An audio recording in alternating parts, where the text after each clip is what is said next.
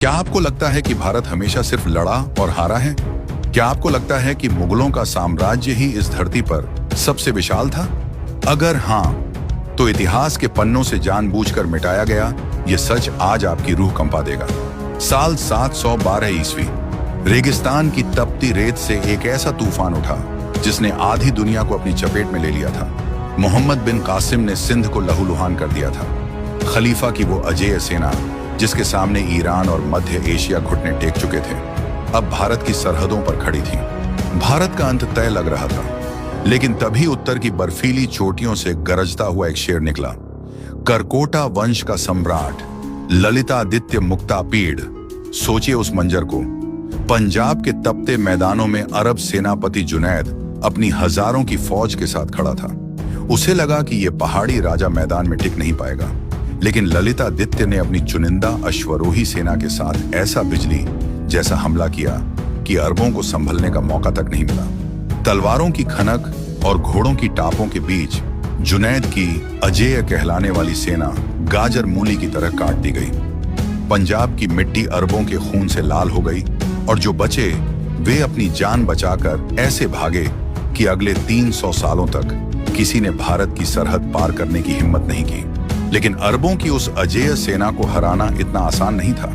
ललितादित्य जानते थे कि सीधी लड़ाई में अरबों की तादाद भारी पड़ सकती है, इसलिए उन्होंने इस्तेमाल की अपनी शून्य घात रणनीति।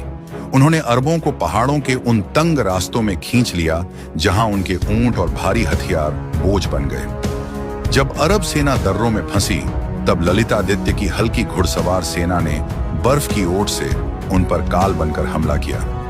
ये इतिहास की उन गिनी चुनी जीतों में से है जहां भूगोल को हथियार बनाकर एक पूरी सभ्यता को मिटने से बचा लिया गया। अरबों को खदेड़ने के बाद ललितादित्य थमे नहीं। वो जानते थे कि सांप का सिर कुचलना ही काफी नहीं, उसका बिल उजाड़ना जरूरी है।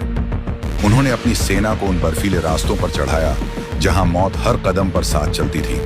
तिब्बत का साम्राज्य, जिसे अपनी पहाड़ियों पर गुमान था, ललितादित्य ने उनके ही घर में घुसकर ऐसा तांडव किया कि तिब्बती राजा को अपनी गद्दी छोड़कर भागना पड़ा। सोचिए उस मंजर को।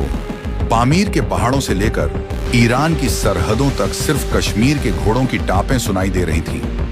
ललितादित्य ने तुर्कों और अरबों को उनकी औकात दिखाते हुए मध्य एशिया के सिल्क रोड पर भारत का भगवा फहरा दिया। दुनिया ने पहली बार देखा था कि जब एक सनातनी सम्राट निकलता है तो भूगोल बदल जाते हैं। ललितादित्य मुक्तापीड़ का विजय रथ अब रुकने वाला नहीं था। उन्होंने कसम खाई थी पूरे भारतवर्ष को एक सूत्र में पिरोने की।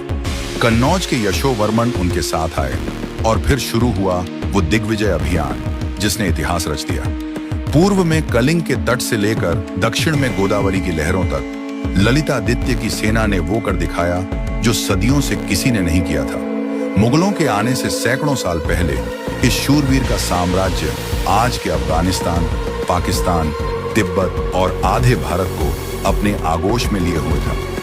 ये वो भारत था जिसके बारे में हमें कभी बताया ही नहीं गया। ललितादित्य सिर्फ एक योद्धा नहीं, बल्कि एक चाणक्य नीति वाले कूटनीतिज्ञ भी थे। उन्होंने उस समय के शक्तिशाली चीन के तांग राजवंश के सम्राट को अपना दूत भेजा ताकि तिब्बत को दोनों तरफ से घेरा जा सके। यह उस दौर की सबसे बड़ी ग्लोबल कूटनीति थी। यही नहीं, उनके द्वारा बनाया गया मार्तंड सूर्य मंदिर सिर्फ पत्थर नहीं, बल्कि एक खगोलीय घड़ी थी। मंदिर के 84 स्तंभों को इस तरह बनाया गया था कि सूरज की बदलती स्थिति के साथ वे समय का सटीक चक्र बताते थे। यह मंदिर इस बात की गवाही था कि ललितादित्य के राज्य में भारत विज्ञान और शौर्य दोनों के शिखर पर था। जब तलवारें शांत हुईं, तो ललितादित्य ने कश्मीर को स्वर्ग बनाना शुरू किया।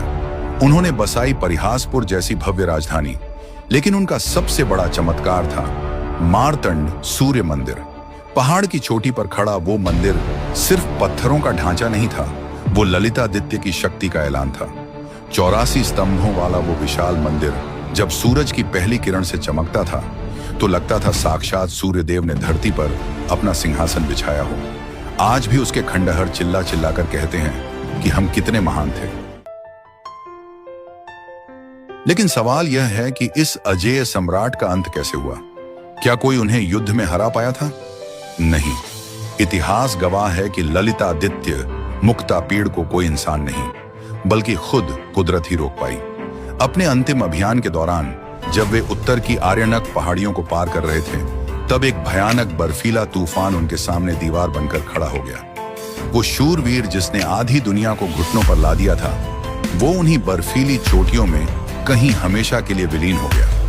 वे लौटे नहीं, लेकिन पीछे छोड़ गए एक ऐसा अखंड भारत जिसे कोई सदियों तक हिला नहीं सका।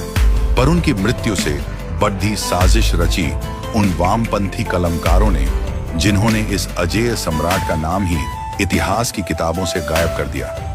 जिस योद्धा ने ईरान तक भारत का परचम लहराया, उसे सिर्फ एक स्थानीय राजा बना दिया गया। आज ग्लोरी रिटोल्ड के माध्यम से इस सच को हर भारतीय तक पहुंचाना अब आपकी जिम्मेदारी है। मेवाड़ के ऐसे ही अजेय शूरवीरों का इतिहास जानने के लिए अभी मेवाड़ क्रॉनिकल्स की प्लेलिस्ट पर क्लिक करें। अपनी जड़ों को पहचानें। जय हिंद।